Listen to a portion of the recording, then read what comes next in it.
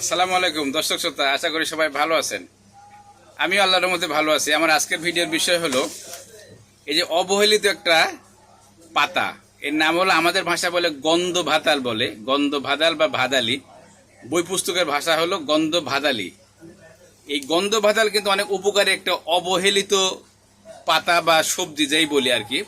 এটা খেলে কি হয় আমরা অনেকে জানি। আমরা বিশেষ করে বাংলাদেশের মানুষ ঠান্ডা কাশি হলে বা সর্দি কাশি হলে এটা গন্ধ ভাতালের পাতাটা খেয়ে থাকি।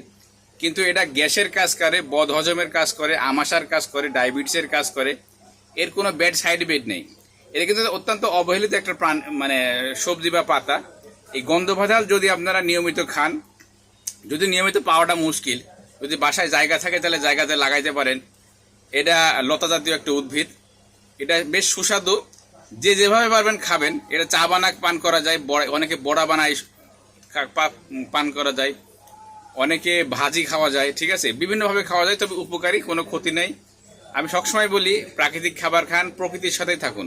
আল্লাহর আমাদের সব দিক দিয়ে ভালো থাকবে। আল্লাহ পাক অনেক কিছু দান করছে আমার আশপাশে যে সুস্থ থাকার জন্য, কিন্তু আমাদের এটা জানতে হবে এবং এর কাজে লাগাইতে হবে, সঠিক কাজে লাগাইতে হবে, তবে আমরা সুস্থ থাকবো।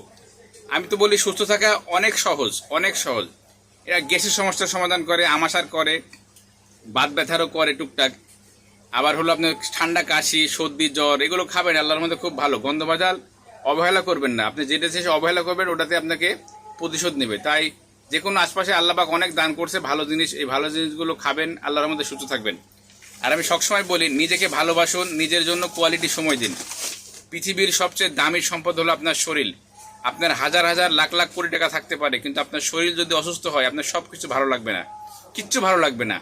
আপনার যদি টাকা কম আছে, আল্লাহর রহমতে সুস্থ আছেন, এটাই সবচেয়ে আপনার বাড়ির দামি সম্পদ। আল্লাহ তাআলা সবচেয়ে বড় নিয়ামত হলো আপনার শারীরিক সুস্থতা। তাই নিজেকে ভালোবাসুন, নিজের জন্য কোয়ালিটি সময় দিন। আল্লাহ হাফেজ।